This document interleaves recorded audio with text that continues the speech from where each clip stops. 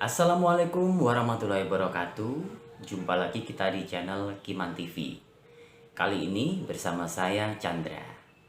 Pemirsa, di awal tahun 2023 ini sebuah organisasi Islam terbesar di Indonesia, yaitu Nahdlatul Ulama atau NU, sedang memperingati harlah menuju 1 abad usianya, tepatnya yang ke-97 tahun. Tentu pencapaian usia 1 abad bagi NU adalah sebuah prestasi yang luar biasa. Apalagi mengingat peran NU yang begitu besar dalam membangun peradaban di bangsa ini.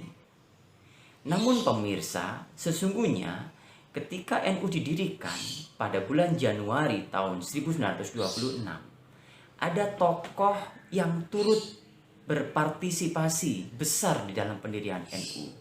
Namun sayangnya tokoh tersebut tidak lagi populer di dalam catatan sejarah. Tokoh tersebut adalah Kiai Haji Dahlan Abdul Qohar yang berasal dari Kertosono. Bagaimana riwayat dari Kiai Haji Dahlan Abdul Qohar ini? Mari simak ulasan berikut. Tokoh ulama dari Kertosono yaitu Kiai Haji Dahlan Abdul Qohar. Nama Kiai Haji Dahlan belum banyak dikenal oleh generasi sekarang. Hal ini salah satunya dikarenakan nama Kiai Haji Dahlan sering disalahpahami sebagai Kiai Haji Ahmad Dahlan, pendiri Muhammadiyah. Padahal mereka berdua adalah tokoh yang berbeda. Bagaimana riwayat tokoh Kiai Haji Dahlan dan perannya bagi sejarah berdirinya bangsa Indonesia? Kiai Haji Dahlan Abdul Qohar lahir pada bulan Maret tahun 1897 di Kertosono. Ia dikenal sebagai ulama yang cerdas dan berpendidikan tinggi. Ia adalah lulusan sekolah zaman Belanda, HIS, dan Mulo. Hal ini menjadikannya sangat fasih berbahasa Belanda. Selanjutnya, Kiai Haji Dahlan memperdalam ilmu agama Islam di Pondok Pesantren Tebu Ireng Jombang dan Pondok Pesantren Jamsaren Solo. Ia juga pernah mengenyam pendidikan Madrasah Senawiyah di Mekah, sehingga membuatnya sangat fasih berbahasa Arab dan berwawasan luas. Pada tahun 1920, Kiai Haji Dahlan bekerja sebagai kontraktor di jawatan kereta api milik pemerintah Hindia Belanda. Sebuah pekerjaan yang cukup bergengsi dan berpenghasilan tinggi pada saat itu. Namun, pada tahun 1923, ia berhenti dari pekerjaannya dan memilih menjadi imam masjid dan guru madrasah di Kertosono. Pada tahun 1925, atas restu dari Kiai Haji Hashim Asy'ari, maka Kiai Haji Dahlan dipilih sebagai anggota Komite Hijaz bersama dengan 2 orang ulama lainnya, yaitu Kiai Haji Abdul Wahab Hasbullah dan Syekh Ghanaim Al-Misri. Komite ini berperan besar dalam mencegah dominasi kaum Wahabi di Saudi Arabia saat itu. Juga mendesak pemerintah Arab Saudi agar memberi kebebasan kepada umat Islam di Arab untuk melakukan ibadah sesuai dengan mazhab yang mereka anut.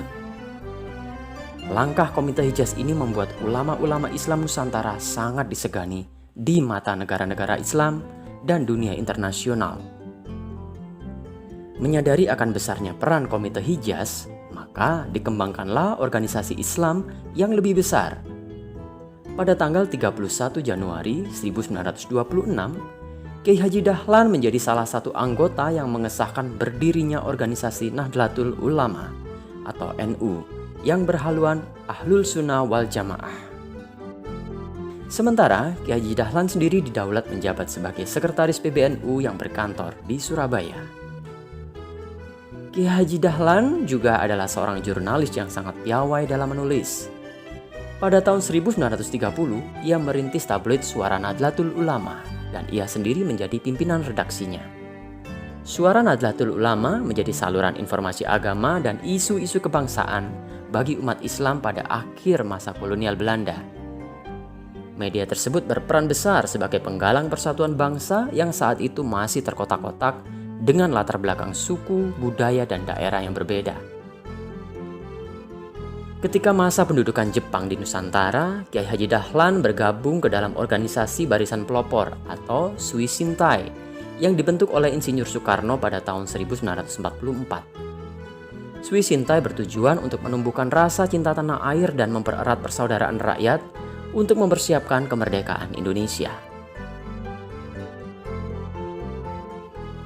Setelah Indonesia merdeka pada tahun 1945, Kiai Haji Dahlan ditunjuk sebagai penghulu atau Kepala Departemen Agama di Kabupaten Nganjuk. Pada tahun 1952, Kiai Haji Dahlan berperan di bidang politik sebagai salah satu pendiri Partai Nahdlatul Ulama. Karisma besarnya mampu menyedot massa yang besar dari masyarakat Nganjuk untuk bergabung ke dalam Partai Nahdlatul Ulama. Hal ini menjadikan Partai Komunis Indonesia atau PKI sulit berkembang di Nganjuk.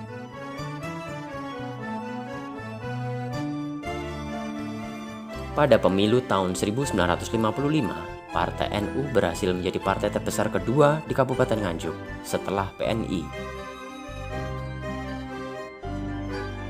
Dalam pemilu tersebut, Kiai Haji Dahlan terpilih menjadi perwakilan anggota konstituante dari Nganjuk yang bertugas dari tahun 1956 hingga 1959. Di masa tuanya, Kiai Haji Dahlan dikenal tetap penuh semangat mengabdikan hidupnya dalam organisasi Nahdlatul Ulama di Kabupaten Nganjuk. Kiai Haji Dahlan wafat pada usia yang lanjut dan dimakamkan di Desa Bandaran, Kecamatan Kertosono.